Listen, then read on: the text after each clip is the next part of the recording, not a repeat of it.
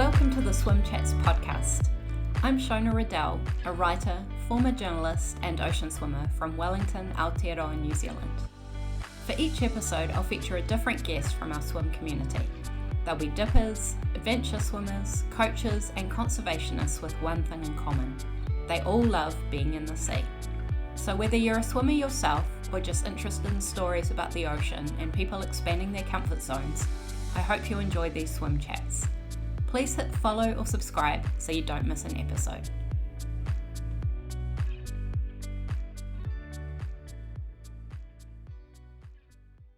I'll start recording before I forget. No worries. Yeah, it's a pleasure. Yeah, it's a pleasure to chat to you. This is the first time we've talked. Yes, yes.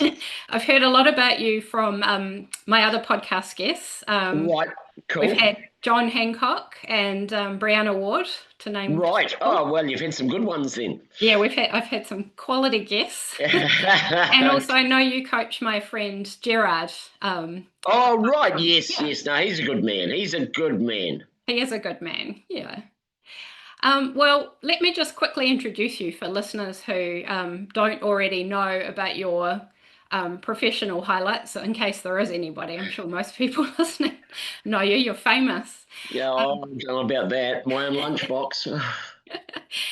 So, Phil Rush, you're the world record holder for the fastest double and triple crossings of the English Channel. You completed your swims in the 1980s, but your records are still unbeaten to this day. Only 4 people in history have completed the triple crossing of the English Channel. You're one of them, but you're the fastest. In total, you swam across the English Channel 10 times. You swam across the Cook Strait 8 times. Just jump in and correct me if I've got any of these numbers wrong. You're one of only 2 people to complete a double crossing of the Cook Strait. And in fact, you completed 2 double crossings, which were in 1984 and another one in 1988.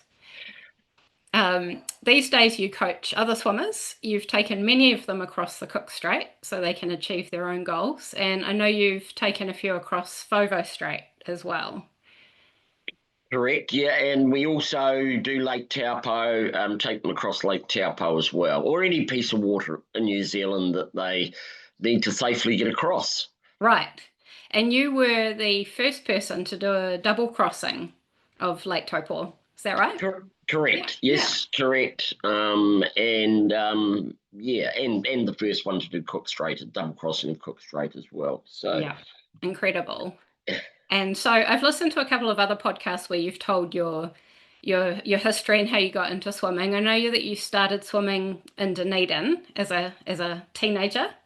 Correct. Yes. No. As very very young, I swam with Duncan Lang, who also was a top coach and obviously got medals at the Olympics with Daniel Loader. Yep, amazing.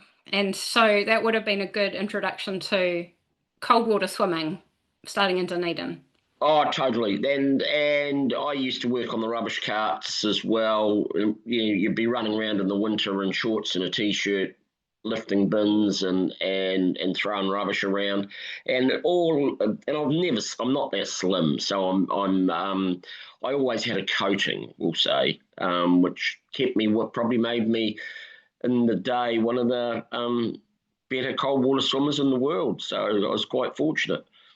Well, yeah, lifting rubbish bins, that would have been what we'd call cross training now. So you would have been building your strength, your cardio, your endurance. I mean, the boys that we used to work with, they'd tie my side of the step up. So they called me their coach, they were my coaches as well. So basically we'd just run for 2.5 hours lifting bins, and they'd always pick me up from the pool. So it was more endurance work, and I put down to the engine we had was all to do with the total package of training we used to do. But I mean, it was a job at the time, but it also it really helped with the endurance.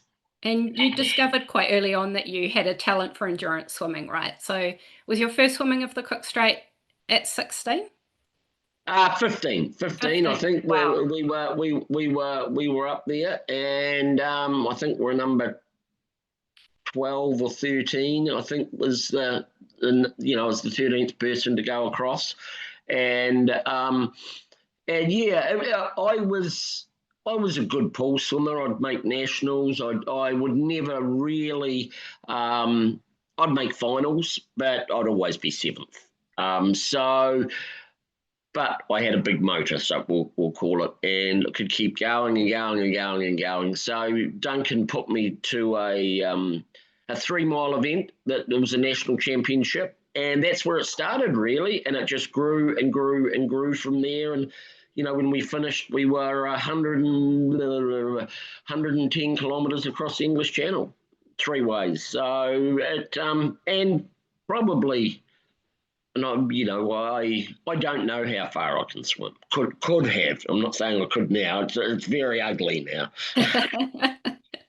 So a marathon swimmer's built differently from other swimmers, or is it more about the training and the mindset that makes someone a marathon swimmer? Marathon swimming back in the 80s was very big in New Zealand. We used to have races round New Zealand, and all the bits of water, different bits of water. I think marathon swimmers in the day was just somebody that could plod along. At the very start, when I started, was just plodding along, and eventually you would get there. You'd get washed up on the shore, or you wouldn't make it, or you'd spend hours out there. I'd like to think we were I always say we, because myself and my coach were, it's a team effort on anything in these swims. We were the sort of new breed that came on and we swam fast. Hopped in, swim fast. The sooner you get in the water, the faster you swim, the sooner you get out the other side. And in those days, it wasn't just about wallowing around out there. So that's where it started. I mean, I could sit, in the end, when I finished, I would be able to, the English Channel, I was sitting on 4.5 Ks an hour at night. And then when day came round, we'd pick it up to 5 Ks an hour. And that was, 28 hours. And being able to hold good, and I always talk about it with all of the swimmers, being able to hold good pace. The faster you can hold, then you've got less problems with tide. You're not out there so long. The weather's not so troublesome to you. And I wasn't a racing sardine. I always carried a little bit of weight, no matter how much training we were doing, and all of that gave me good endurance. But I still talk. You can have as much endurance as you like, but if you're not swimming fast or swimming properly, we're not wasting our time. But it's just painful.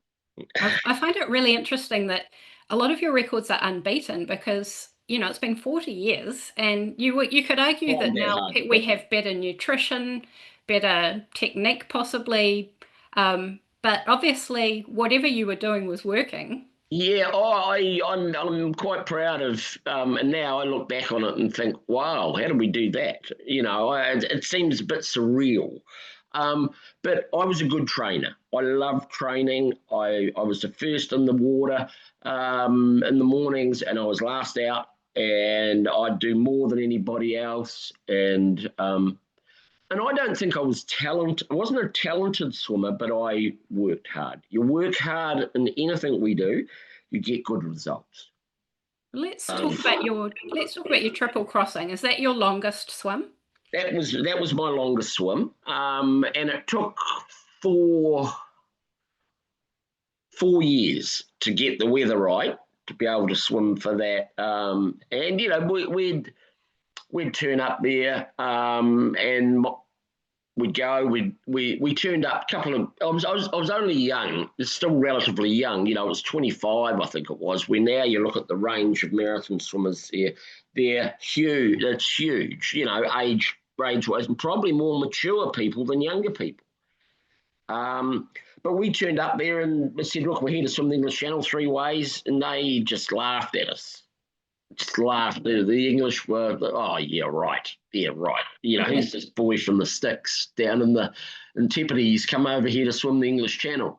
But the first year we broke the double crossing record. So all of a sudden they thought, oh, well, maybe. And we took an hour off it. So it wasn't just a little bit. And realistically, for the next 4 years, we waited to get a nice calm day to do a triple crossing. And every time we hopped in the water, it was to do a triple crossing.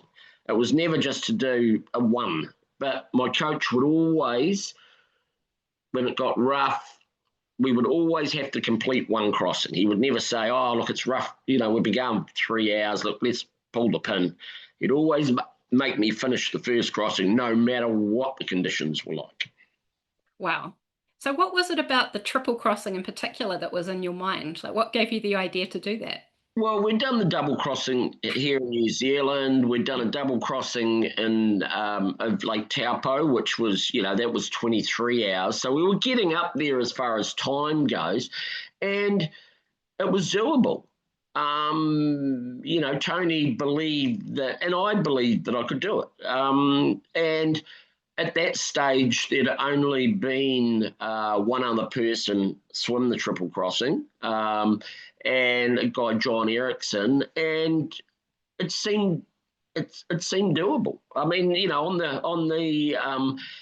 and that's what I was good at: cold water, long swims. Right. So, and we'd always, before we'd go to England, we'd go through there used to be like a professional golf circuit for marathon swimming. You'd get 100 US an hour for swimming, and it was good money. And the warm, shorter swims, the Americans would come through because they were just off the Olympic program, and they'd eat them. The cold, long swims, I'd win. So, my forte was cold water coming from Dunedin. And the longer the better. So we're talking about 1987, that was your triple crossing. It took you 28 hours, 21 minutes, according to Wikipedia. Yeah. Over 100 kilometres. You broke 5 world records alone during that one swim. It was 38 years ago now. Does it feel like a dream, like a distant dream, or do you still remember it vividly? I remember parts of it vividly. The pain is gone. Pain's something that goes. The pain is gone, but I do remember quite a bit of it because once again, we got the phone call from the skipper, and he said, right, it's going to be a beautiful night. It's going to get your butt down. And I'm thinking, yeah, right, here we go again. It was just another swim. Hopped in, and it stayed dead calm, like a cup of tea. Amazing. Dead calm. And so the first lap, I felt really good, and we weren't far off the shore, and 7.5 or 6.5 hours. And Tony said, if you give it a bit of medicine, we might break the record. And sure enough, we gave it a bit of a squirt, and nobody, everybody was starting to laugh. Oh, he's gone out too hard. This isn't going to happen. Well, we went 7 hours 40 or something on the first lap and broke the record, and the fastest crossing across the English Channel. And so we turned around, came back, and then it was 8 hours 15, another record from the other side. And, I'd broken my own double crossing record again by an hour and a bit. And so things just fell into place. I mean, good things happen to those who wait. We'd been waiting 4 years. That's right. 4 years. In Dover as well, which isn't the most desirable place in the world. Right. So tell me about the logistics of doing a crossing where you're crossing from England to France, you reach the other side, and then what do you do? Do you step out onto land, or do you touch a rock? Like, how do you confirm? Clear water. You have to clear water. So I was lucky enough each time we just hit some beaches. So you just walked out, but you're not allowed to stop in France. You have to exit the water, get straight back in again. So, and also it's a mind thing. You're allowed, you're allowed 10 minutes on the shore. But, once you sit there and scratch your belly button and have a look and think, I don't want to be going back here. So get in, turn around, swim out to the boat, have a good feed, and on we went again. Because everyone was buzzing, But saying that, and I always talk about the team again, the skipper that we used had said to me, to us beforehand on our briefing, he said, I reckon we can get across in 7.5, 8 hours for the first lap. You've got the speed. And he'd worked it all out. Each lap, he was about 5 minutes out on his timing. So he knew that that was going to happen. I didn't know it was going to happen, but and then it was just a matter of chipping away at it. But the weather stayed dead calm, dead calm. Which is very unusual, isn't it, for that mission? Yeah. And, there was swimmers out there that were passing. There was, was still it's a very popular place to go swimming. And, we were passing boats and, everybody was talking about it. And it's a very cool memory. Yeah. And you've talked about the importance of training your body and your mind. How do you train your mind? It's a hard thing. I mean, you've had John Hancock's on your cast before. Now, there's a very active mind. John's is just, and the problems we had with John was slowing that mind down, so that he didn't exhaust himself by just overthinking. Mm-hmm. And that is excuse me. That is one of the things that marathon swimming. If you've done the training, then you have to train the mind. You have to train the mind too. And I'm not saying think about nothing, but think about nothing. So you might be able to, I used to just count my strokes. By the time I got to about 200 strokes, I'd be out. I wouldn't remember the next half hour. And at night, the night was the best place to swim because it's pointless lifting your head all the time. There's nothing to see. There's nobody walking around out there. So, and then you just set yourself off and don't think about time. Time is the worst possible thing you can think about because it just goes and once you're in that frame of mind, time just disappears. Like at night time, nobody was allowed to talk. We were all like, Tony would sit on the side of the boat and watch me the whole time, but we'd stop for a feed every half hour, just get the drink, bang, onto it. Once you start stimulating your mind, then it starts racing around the place, and you think, oh, that must be half an hour, and it's bloody 2 or 3 minutes. Sounds like you put yourself into a kind of trance when you're swimming. Self-hypnosis. I didn't know what I was doing at the time because if you didn't, it hurt. It would hurt. Your mind would be saying, oh, I don't want to be here. I don't want to be, this is painful when it's really your mind is just trying to beat you, so to say. And if you could do that, then, I became very good. I could lie down and go to sleep just like that, and then count from 5 back, and I'd be out. That's quite a good art. Yeah, it is. A lot of people have trouble with that. Yeah. Oh, totally. And that's what with the swimmers. I can see when we're taking a swimmer by the look on their face, what's going on. And because I've been there, I know that it hurts. You've got to stop overthinking things and just relax and get on with your stroke and get hold of the water and just swim at a good pace, but keep that mind relaxed. Right. It's good advice. And a lot of people who are swimming across a body of water, they're just trying to get to the other side. But for you, it was obviously more than that. You were aiming for world records. That's another level of pressure. How did you handle that while you were swimming? Was that another thing that you just tried not to think about? Well, we weren't aiming for world records. It happened. It just happened. Yeah, it literally, our goal was to swim the English Channel 3 ways. It wasn't to break any records. It was just to do it because only one other person had done it. And that was the goal. The records happened after the first lap because I remember Tony saying, he said, just be careful. I don't want you to go too hard. We've got a long way to go yet. And, I can feel it now. I've actually got goosebumps talking about it. I could feel that just things were happening and it was just unfolding in front of me.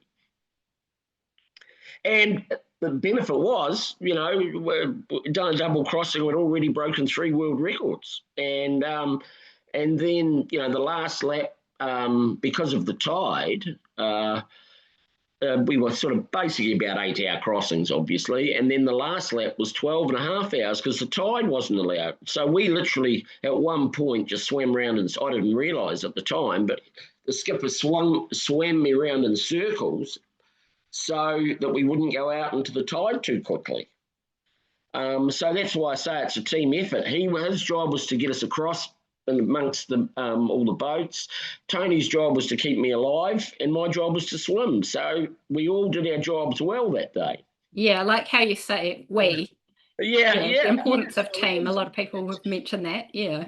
Yeah. So and that's what makes, that's, and I still use most of the philosophies we did back then now with the swimmers, and just for them to get them to be successful. What were you eating during your triple crossing? Well, as you said before, these days, you got a roast meal and a gel sort of thing. You can have whatever flavour you want, whatever. Yeah, it's quite incredible. Back in those days, when I first started open water swimming, it was sort of Coke and chocolate. And of course, you'd have these almighty highs where you felt so good. And then when you fell off the top, down the bottom wasn't a very nice place to be. So, and then would you have more Coke and chocolate to bring you back up? Try and bring you back up, but there's only that all of a sudden then it just levels down and you just get further and further in a hole. So now, back then there was things like it was Complan. Or Sustagen, and there was only ever one electrolyte replacement on the market. So it was a lemon lime flavour, and we had that. But we got into, there used to be a chicken place, a Homestead Chicken, and they used to do baked potatoes, and baked potatoes, spaghetti, biscuits, whatever. But moderation, just every half hour though, bang, we'd be into it, and keeping that energy level up all the time. Right. And Complan's still around. Is that something you'd recommend now for swimmers? I think John Hancock, that's what got him across Cook Strait. He couldn't hold anything else down, and I said to him, go and find this, it's called Sustagen. Or Complan. It's the same thing. I mean, it keeps old people alive in hospitals and homes. That's, it's a great piece of food that's been around for so long. Yeah, and like you say, you can have it in liquid form anytime. Yeah, and it's full of good. It's just full of carbohydrate, but these days you've got carbohydrate with electrolytes and salts, and I mean it's amazing how much stuff is out there now. Yeah, but the fundamentals are the same. You've got to keep the motor fueled and with good quality food to keep you going. You did 10 English Channel crossings. You did 8 Cook Strait crossings. You've also helped other people do the Cook Strait, so you must be very familiar with these bodies of water. Can you talk me through the differences between both of them in terms of what you see, the water quality? Well, the English. We'll start with Cook Strait. It's one of the most beautiful, horrible pieces of water in the world. I mean, every year I spend the summer looking at the weather thinking, we just have a nice day. We only really get one swim away every set of tides. But beautiful and clear, beautiful fish life when it does come around, dolphins, beautiful. It's just an amazing body of water. And what you see on the top isn't what you get because it's very tidal and very, very hard if you're not swimming at a certain pace to get across. So, and it's ruthless. The weather out there can change just like that. In half an hour, we can have beautiful, calm conditions, and in the next half hour, we could be in gale force winds having to pull swimmers out. But that's the nature of the beast. That's what makes it so popular. The English Channel, and I think everybody that goes over, it's not a hard piece of water to swim. It's just because it's the Mount Everest of open water swimming. Everybody's been doing it since Captain Webb did it. And it's dirty. There's not much lives there. In the water, you've got tankers going through the English Channel, and you've got ferries going across, and there's about 400 shipping movements a day go through the English Channel, and as a swimmer, you have to give way to them. The tides aren't as fierce, but it still works on the same principles, and it's a wee bit wider, so the tide isn't as aggressive, where the tide in Cook Strait is very aggressive. And, when it turns, because we've got a narrow gap that all that water is getting forced through in Cook Strait, it makes it difficult. With English Channel, you stay out in English Channel, eventually you'll get there. No matter how long you're out there, you'll wash up in Europe somewhere. You've got all of that coastline to land on. That's reassuring. Yeah. But both, any of the swims that we do, they've all got their little problems, we'll say. I've in the last 3 or 4 years, I've taken young Caitlin O'Reilly right round the Ocean 7. And, some of the tough ones that we were told, the North Channel was going to be tough. It wasn't. You get stung to bits by Portuguese man-of-war jellyfish. Nothing touched Caitlin. We went across in 10 hours, dead flat day, and it was about 17 degrees. Unheard of. We just loved it. And that's the nature of the beast of what we're dealing with.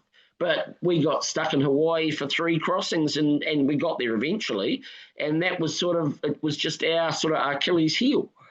So all of these swims are different in their own ways. You mentioned jellyfish just then. I know a lot of people think about sharks for marathon swimmers, but I think jellyfish are more of an issue, aren't they? Yeah, in New Zealand, not so bad. We're pretty lucky. We have blue bottles that give you a wee bit of a sting. In Hawaii, with Caitlin, they've got these big things that wrap themselves around. It's like a piece of barbed wire, and that just rips you to bits. And eventually, the sting of them, the antibodies build up, and there's been some pretty harsh. But it's, once again, each piece of water like the English Channel, there's nothing. It's too dirty. Right. It's too dirty. You've got boats dumping their crap going through there, and it's brown. You can't see your hand under the water. It's a brownie colour. So where Cook Strait, beautiful and blue, you can see miles down, and most of the swims are like that. But they've all got their little problems, and like in Hawaii last year, they've got these sharks, they call them cookie cutter sharks, and they're just like a cookie, it gets cut, and it sucks onto you, it spins, takes a piece of flesh out. Hideous things. And it's only certain times of the year, but there's been 3 bites of that in the last season, which was that was a lot. But it's just, we're in somebody else's piece of water swimming.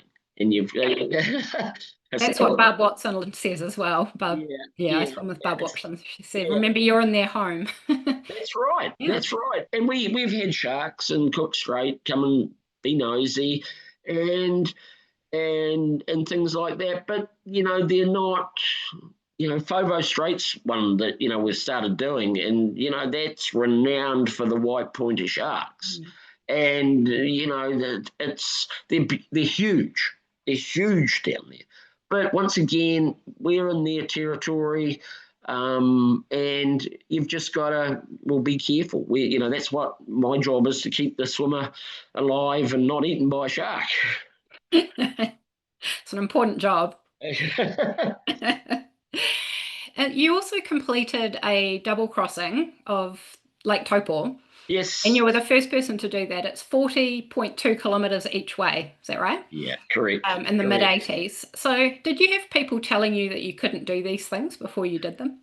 Well, no, because we'd try them. I'd swum Taupō one way, and we were just getting bigger and bigger swims. So nobody really, we'd sit down each year and say, well, what are we going to do this year?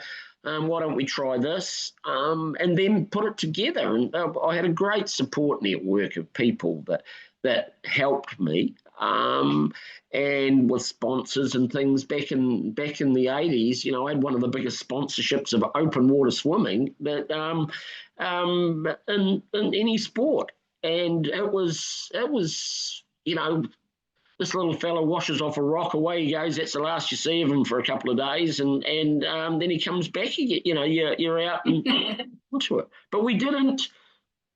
Who was your sponsor? So it was AMP. Oh yeah.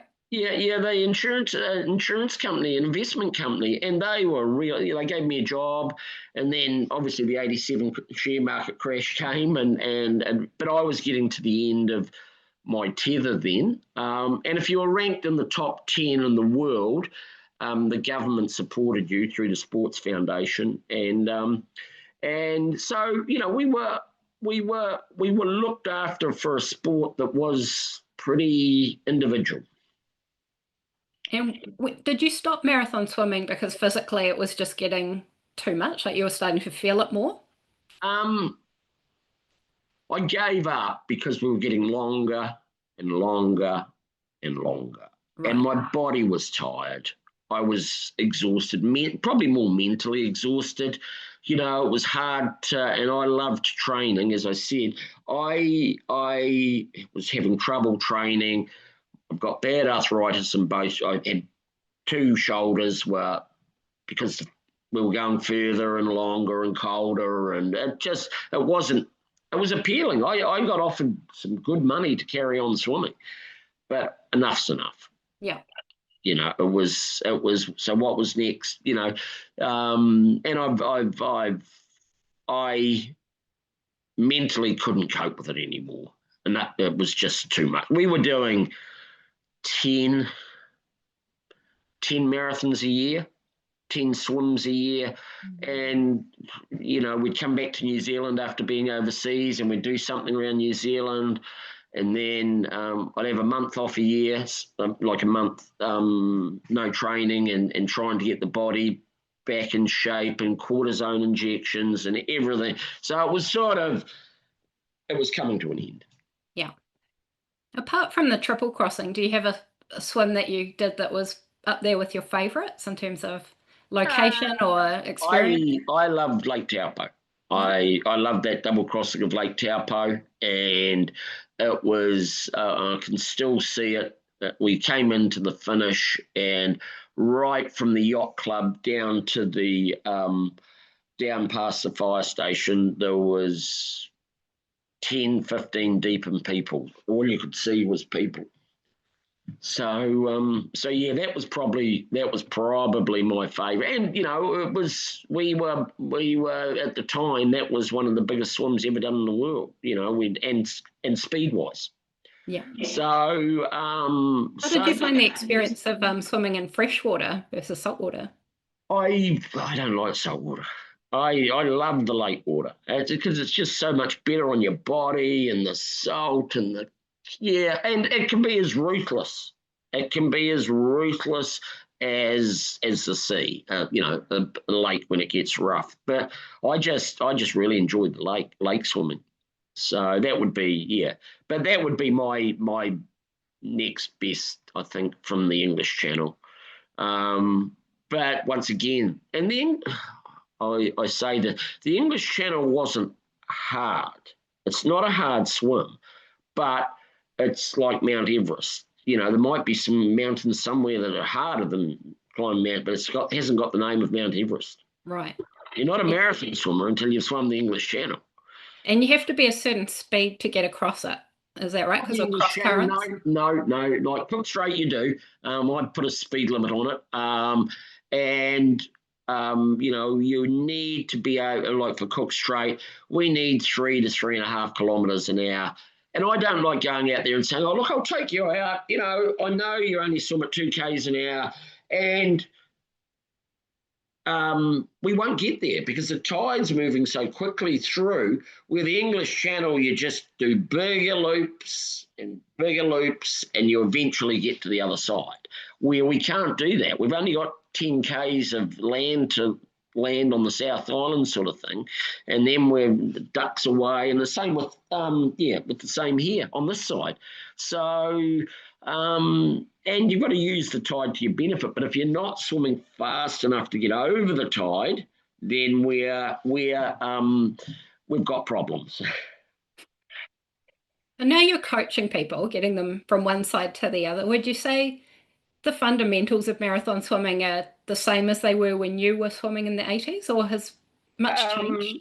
Well, we've got GPS on the That's a big big change, boats, yeah.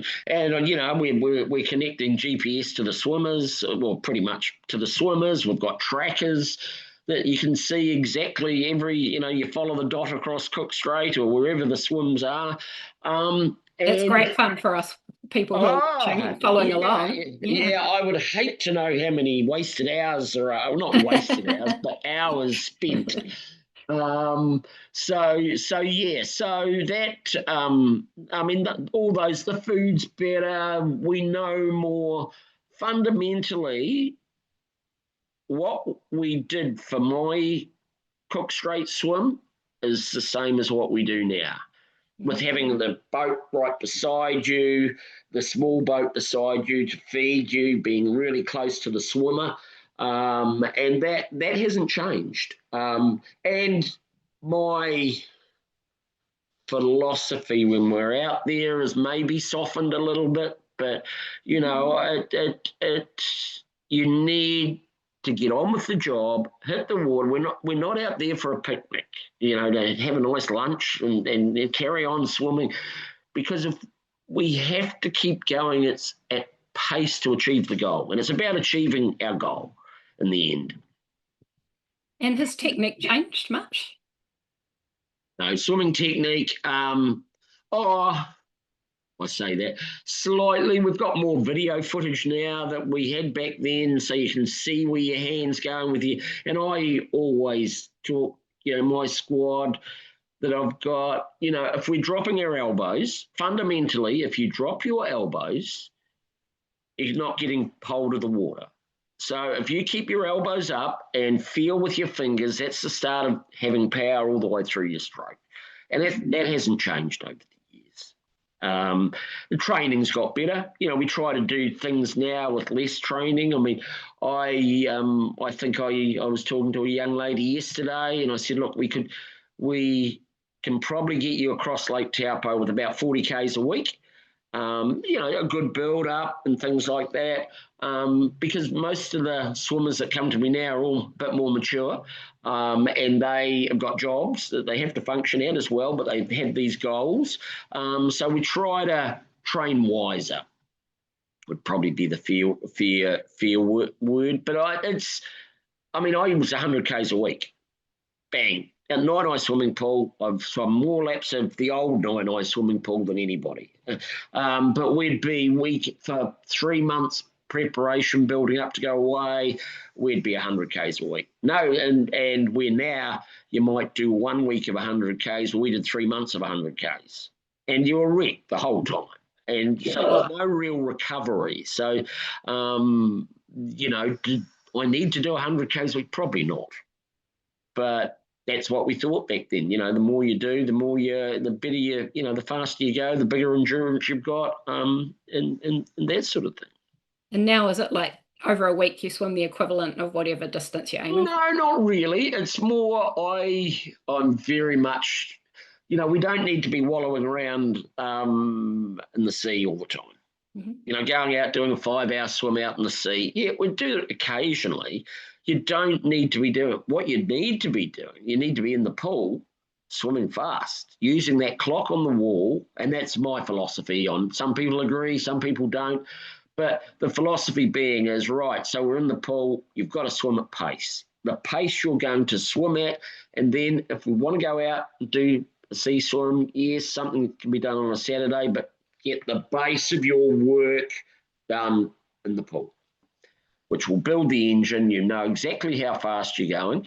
You know, in the sea that people come out with their watches. Oh, I've done it. I was holding 140 pace. What was the tide doing?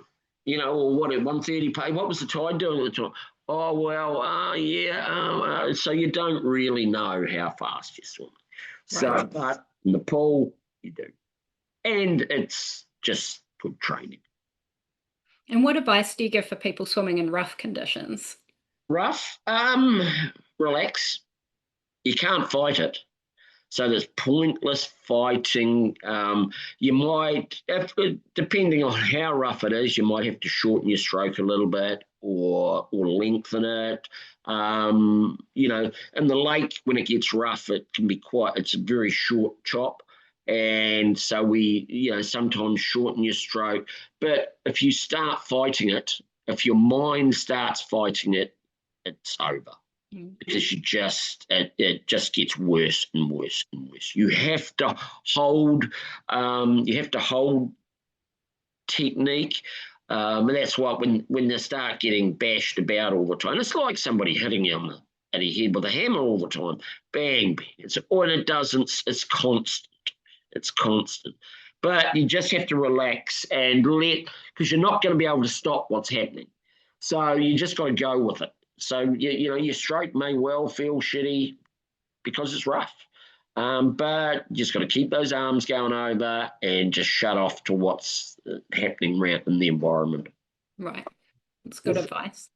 I've been told, this might be urban legend, but I've been told that you can just look at somebody and tell whether they're able to swim across the strait or not. Is that true?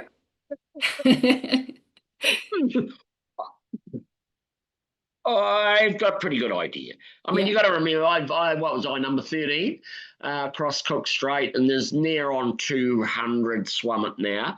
And I think I've been involved with everything after 13. So yeah, I coached for New Zealand as well, so I can look at and that's what Duncan, my coach, was very good at, was looking at talent and saying, look, that guy's going to be a champion. He did that with Daniel Loader, and you can see the way people swim and whether they can be whether they're trainable. A lot of the time, and that's the big thing. People say, oh yeah, I'm going to swim Cook Strait, bang, bang, or whatever piece of water. But if you're not going to do the work, you're going to struggle. And it's like anything in life. If you put the work in, you get the result. Yeah. And that's very true in whatever sport. That's a really good point, because you must have people just contacting you out of the blue all the time going, oh, I've decided to swim the Cook Strait. Can you help me? And They're we not sit necessarily down. going to listen. Excuse me. Yeah, we sit down and talk to them. Like we are, and they actually. Oh, I didn't realise there was so much involved, and I had to do so much work. Even though we've tried to minimise the work to get the result, we still need to do some form of training. It's just you can't front up and say, "Oh, well, let's go." Let's give it a go and go from there. Do you have people swimming the strait who have only trained in pools? In terms of like, if they're from a landlocked area, landlocked country? Yes, yes, but you still need to. Once again, I say we don't need to do a lot in the sea, but we do need to have cold adaptation, and that is hard to get in a swimming pool. There's so we do the distance in the pool, we do the cold in the sea, or in wherever you can go. Yeah. Speaking of cold, I've heard that you ask swimmers how cold they are at a 10 during their swims to keep an eye on how they're tracking for hypothermia. Yeah. Do they always tell you the truth? And if they don't, No. do you know? No. Oh, yes. Yes. Yeah, because they keep repeating what number they've got stuck in their head, and they know that if it gets too high, being 10, being frozen, that I'll pull them out. But it's only to keep their mind so they're actually thinking about what's going on in their body. And I do the same with energy levels, 1 to 10. If you've got no energy, you're sitting on a 1, we're in trouble. But they're more honest about the energy levels than they are about the cold. Right. I can take a look at you.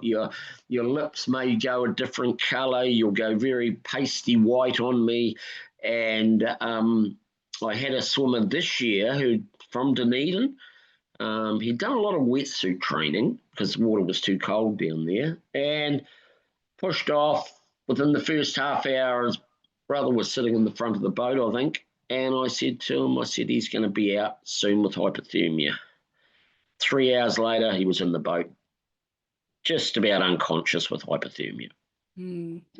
So, stroke rate drops. You can just see by the colour of their skin, by what they're talking to me about. I'll get them to talk to me, and, sometimes they just talk a whole pile of rubbish, and, we've got another half hour here and then it's all over. Right. So you know the signs. You're swimming. So how do you ward off hypothermia during a long swim? Warm drinks. You can control it. So you have warm drinks. We did a research paper, with Targa University Medical School, and there was 4 things come out of it. We'd take everybody's core body, how much fat they had, water temperatures, blah, blah, blah. The fundamentals of it is, as soon as your stroke rate drops, it is very hard to get that stroke rate back up again. Warm food, so all of your drinks, just warm water, hot, try to feed them as hot as you can, because that's putting the warm into your stomach, which then radiates out. And if we don't control those 2 things, it's a one-way track, and it just slowly eats you away, and then bang, it's over. I'm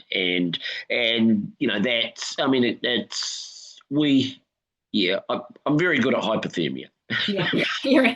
And also looking after them afterwards. It's just a slow. You can't panic with it. You've just got to get on with it and slowly warm them up and go from there. But you can't stop it. And body type. So sorry, yeah. If you've got the other one was if you're less than 15% body fat, we need to take up eating pies and drinking beer. I think that's a better sport for you. Oh, that sounds good. It's yes, but it's not. It's just because we need that bit of, we'll call it fat or insulation around, just to keep that cold out.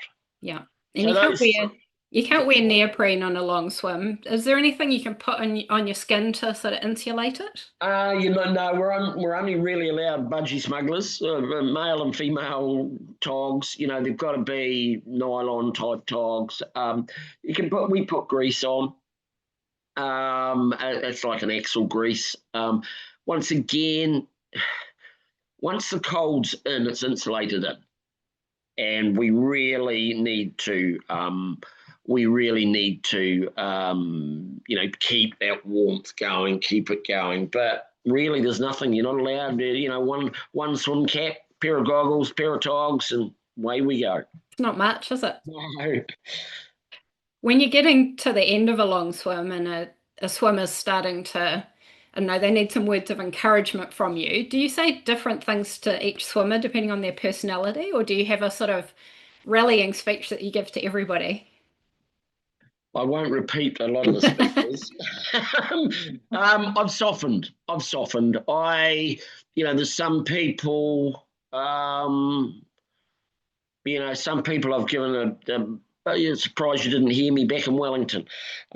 Just really given it to them, and we've got them across. And others, it's pointless me. I don't know. Have you had Karina Connors on? Yes, I have. Yeah. Right. Well, it's pointless. She's a lovely, lovely person, and it would be pointless me losing my rag at Karina and just giving her the medicine. Where you just sell her the deal differently. Come on, we've got to. Yeah, everybody's different, and that's probably the fun thing about it. Getting the best out of people. Bree was. We had to get at the end of Taupō Strait. We were struggling a little bit, and she just wanted to keep stopping. no, no, no, no, no, no, no, no, no, no. We've got to keep going, Because once again, the swimmer's swimming, we've still got tides that are happening that we can't control.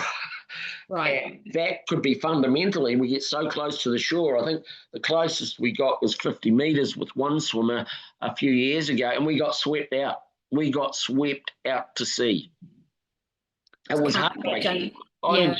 Yeah, And it getting was that not. close. Oh, I was sitting in the IRB beside this guy, and I could see what was going to happen, and tears were running down my bloody face. I'm thinking, he deserves to be there. He's there, and next minute, we gone. Yeah. I mean, 50 metres, that's like the distance from the pontoon to the beach at Freiburg. It's, Correct. And, yeah. you could see it was dark, it was black, and I could see the last point coming, and we were just blowing past it like there was no tomorrow. And it was sad. It was sad. Yeah. Because And these people have worked bloody hard to get to that position to be so close. yeah, that's so close. And like you say, not everybody who attempts a big swim makes it across. So what do you say to those people? Like, is there anything you can say? Well, it's always a very long trip home Yeah. when we haven't been successful. Now, I haven't been successful due to, if it's weather, we can't do anything about the weather. Tide, we try to control it the best we can. Some people just haven't got anything left, and we're going back, we're moving backwards through Cook Strait or getting pushed out of Cook Strait, and you can't come back from it. And it's a hard conversation to have, but we have to. I think swimmers trust me enough that if I say it's over, they believe in what the process and why, and I'll explain to them. I'll explain to them what we're going to do and what we're looking at, and if we don't. We do all sorts of tests with the tides and things, and if we're not making certain place to a certain time, we have to. It has to be. It has to be over with. Do you have many people come back and give it another go? Oh yes, I think the most I had a lady that had bad asthma, and she had 4 attempts and got there on the 4th attempt, over 7 years. So it was a big goal, but because it's a great achievement once you've done it. Any of these swims, once you've done them, it's just feels so good. Yeah, it must be such a buzz for you seeing people do it as well. Seeing people achieve, I really enjoy, and as I say, young Bree was a prime one. The first time I took her across Cook Strait, I said, right, we're going, Bree. And I actually went up to her house to help her pack, to get her gear ready, because she was in a wee bit of a tiz. Oh, I love that. And she's grown as a swimmer since, and it's phenomenal. Oh, she's done very, very well. Very, very, very proud of that young lady. And you've coached people in their teens, and you've coached people in their 70s. Is there a difference in terms of their mentality and how you're I think I meet the swimmer, whether overseas, I meet them the night before normally, or the week of the tide, and it's quite good because everybody is different. Your makeup is different to my makeup, and different to and it's just a matter of seeing what works for them. It doesn't matter what age they are. A young Caitlin was 13 when I took her across Cook Strait. She didn't tell me she was scared of the dark until we started getting to the end of the swim, and it was getting close. It was getting darker and darker, and all of a sudden she was getting faster and faster and faster until it was pitch black, and all I can still hear it. Here's this whimpering. She was crying her eyes out. Oh, poor thing. And we were swimming faster and faster, and she wouldn't stop. And I've got these light sticks, like a traffic light thing. And I was literally sitting it on her head like a cuddly blanket so that she could, And she hit that rock. She jumped onto the rock and straight into the IRB in one fell swoop. And she's crying, and I can hear it. Yeah. crying her eyes out. Oh, wow. And but we didn't cover that bit off.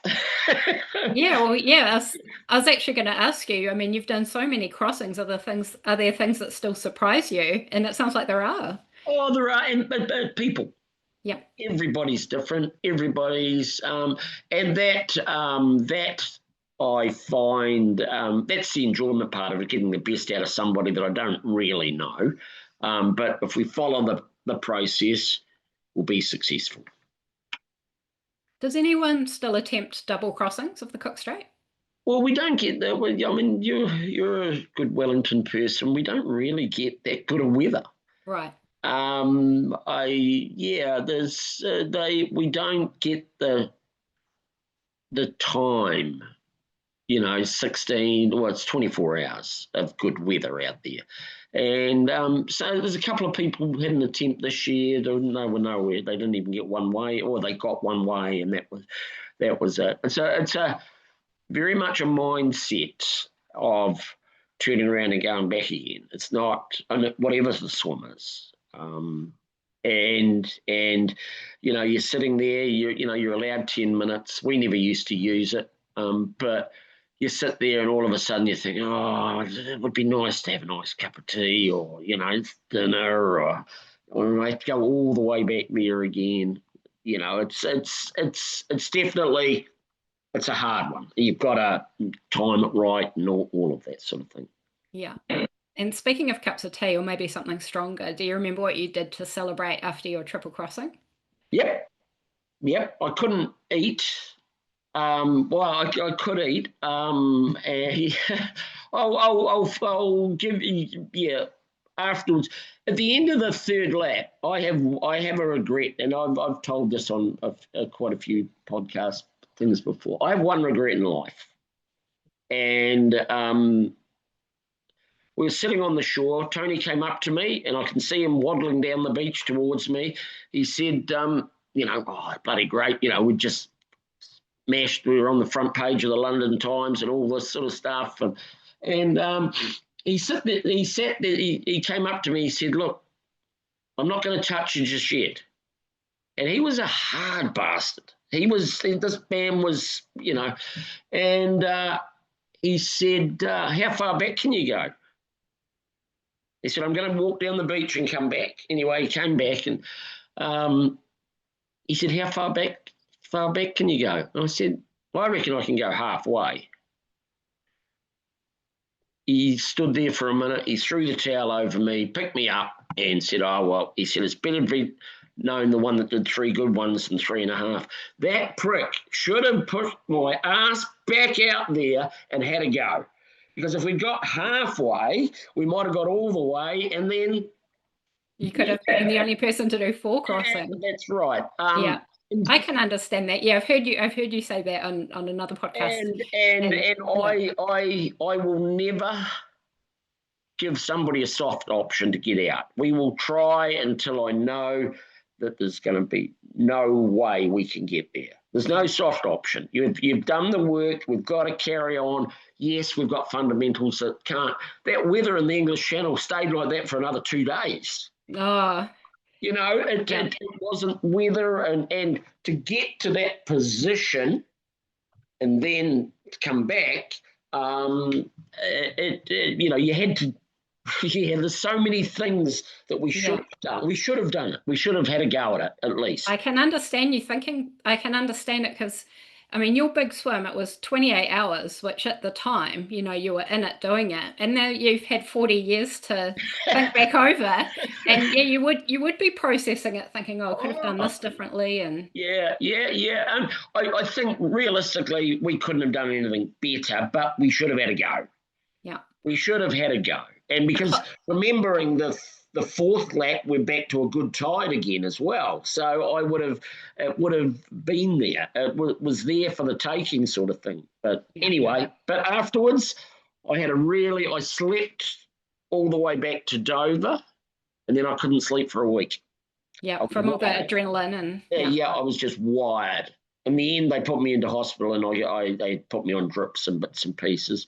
But the first meal was still very hard, was pork chops and a few points of tenants extra. Tastes good. You would have felt like you really earned it. And, back then it was, you got to remember back then, you didn't get a text or a congratulations. You got telegrams from around the world, and so Telegrams, that's awesome. yeah. Have you still got the front page of the Oh, Times I've got newspaper? My mum did a big book on the English Channel, a big bound book on the English Channel stuff, and Oh, for Cook wonderful. Strait. So yeah, Oh, that's but awesome. I hope yeah, you've digitized it. so Keep it for the future yeah. generations. Yeah, oh no, it's good. Well, I'm 61 now, and everyone says, "Oh, why don't why don't?" I wished I hadn't given up swimming. I wished I'd deprogrammed myself and still been swimming, but I'd just had too much for too long, and It's a now it's huge like, physical toll to take, all yeah, those on swims, now yeah. it's like learning to swim again. I've just had a knee replacement, so I have to start swimming again to get the mobility back, and Oh, that's it's exciting. Where are you going to be swimming? I'll be in Freiburg, being in Freiburg, just in the pool, but it's Oh, I'll ugly. see you It's there. ugly. Yeah. That reminds me, I'll just circle back because there's something I forgot to ask you. You were Yes, talking about the importance of stroke rate. yes. How do you measure that in the pool? Just count, just Yeah. count. I time count. Just using the clock. For a minute to see what the rate is. Yeah. But once again, it's all right having a high rate, but if you're not pulling any water, Yeah. if you're slipping the water, and once again, that's all about, you try and get out of a swimming pool and drop your elbows down, you can't get out, you're not strong. But if Yeah. you've got your elbows up, Yeah. then it's the strongest part of our body, and that's why we need to keep our elbows up when we swim.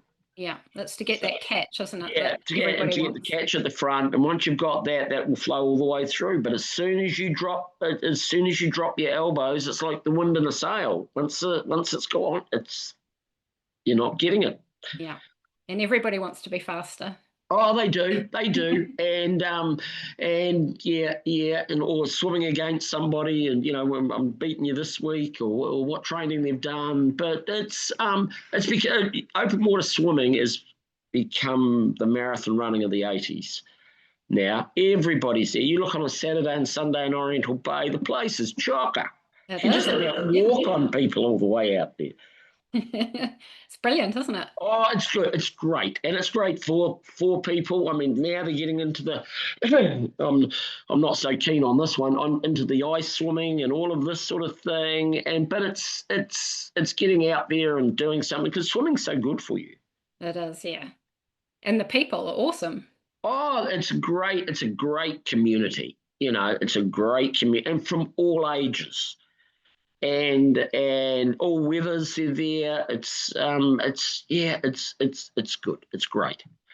I've got a listener question. I almost forgot to ask it. So this is from Adrian, who listens to the podcast. Hi, Right, Adrian. yes.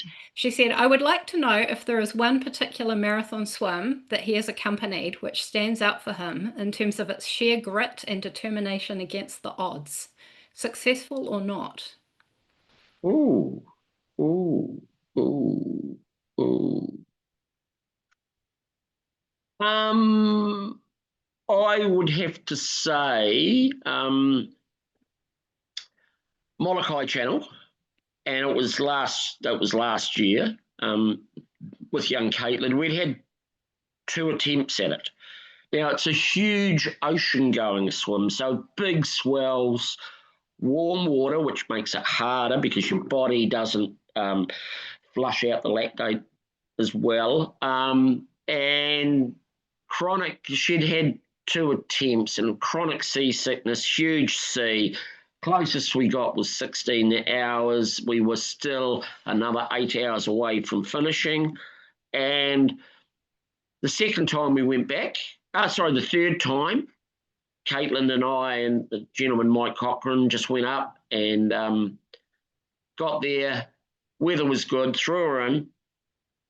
Chronic seasickness, and both like I'm talking, looking at me and just being bringing it up. volume. So whatever food went in, we couldn't get out. It just kept coming back. And we talked about it. I said, "Well, this would have been our last attempt." Anyway, we got halfway over. C6 started, and I couldn't feed her. I said, "We're not feeding you, because every time we feed you, you've got to stop 3 times to be sick." Yeah. So we didn't feed her and just kept pushing on, and we got there.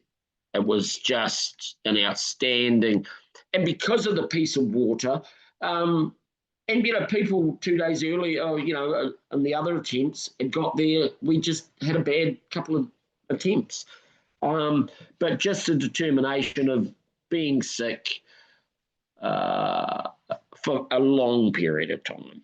That's rough. Not, for sort of 6, 7, 8 hours, and sickness like you've never seen before. God, can you give a swimmer seasickness medication, or is that against the rules? No. Well, no.